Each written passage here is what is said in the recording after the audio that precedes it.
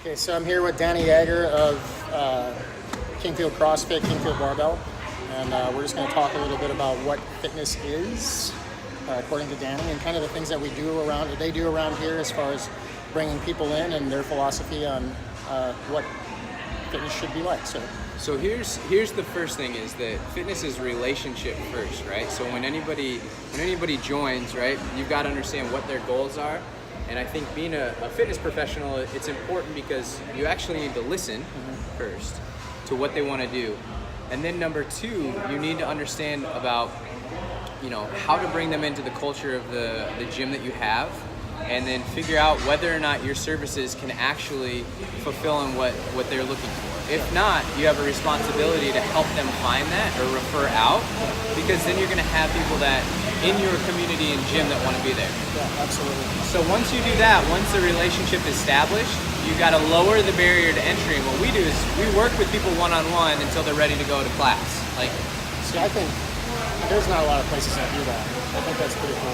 No, we've done that since 2011, and the reason is that we're in the business of barbells, and I can teach people how to move, but as soon as I put something in your hands, you're going to move different regardless, right? And so the more understanding that I can teach you about yourself, right, the better it's going to be for people in class. And this is the analogy I've always used, is that CrossFit is like a level 300 Spanish class.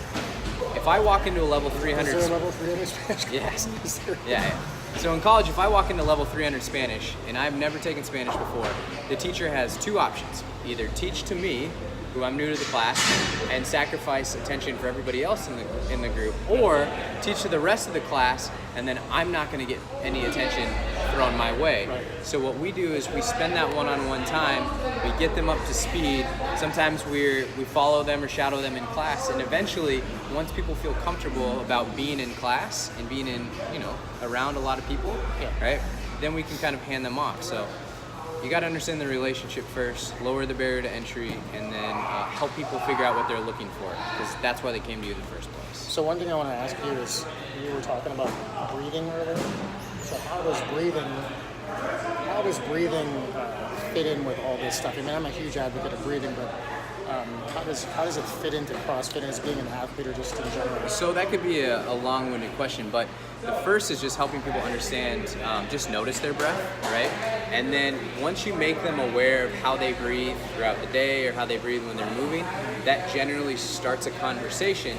So we can start to talk about how to pay attention to that, the levels, what that affects in your day-to-day. Nothing we do in this world happens without breathing, right? We're always breathing, and that's a subconscious thing. So the more awareness we can bring to that, the more we can use that to our advantage, and inevitably we can control and help push the ceiling of our own performance. And the ancillary benefits, everybody comes to breathing first because they want some sort of benefit, whether that be in fitness or performance, but what they don't understand is it just overall makes them a better person. And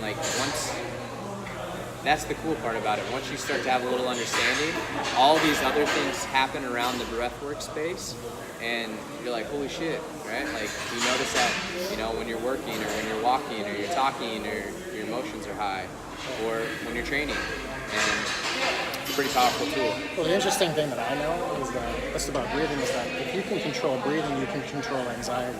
Correct. And if you have high anxiety, it affects your hormones and chemical release in your body. So I guess people don't really know how effective breathing really is. No, and they don't. But what you have to understand too is that people have to be willing to engage in that conversation first, because to go back to the anxiety piece, there's a lot of people that could benefit from breath work or some sort of breath practice. However, that creates more anxiety. So, that's a good way to look at it. And rather than having a blanket statement like everybody should engage in this, you have to be, start a conversation, and then you have to create buy-in, just like with fitness. I mean, people have to buy into what you're saying, and they have to trust you. And once that opens up, then you're able to start to say, hey, try this. Hey, try this. But inevitably, you can't just make a recommendation unless you have willingness or buy-in, because buy-in is super important, because it's not everybody takes things the same way. Not everybody handles anxiety the same way. So, yeah. That's why I love you guys, man. Thanks, man. Yeah. Appreciate it. A lot of things that we teach at the Art of Breath seminar is that, first people need to understand at a very base level what happens when we take a breath, right? So here's the easiest example. It's not inhale, magic happens, and then I exhale, right? So when I inhale, right, it goes into the lungs, it goes into my bloodstream, and then oxygen bonds to hemoglobin. Right? Now, the best way I can describe hemoglobin is like a stage 5 clinger, right? Hemoglobin does not want to let go of oxygen at all. So it's going to take it all the way through my pulmonary system, and it doesn't want to let it go unless it sees carbon dioxide. Now, if carbon dioxide comes along, hemoglobin's like, woohoo, bumps that oxygen off so that I can utilize it, right? And CO2 bonds to it, then I can become more efficient. But if I don't have a high tolerance or I'm not able to, CO2 is not present in my system, hemoglobin is literally going to hold on to that oxygen.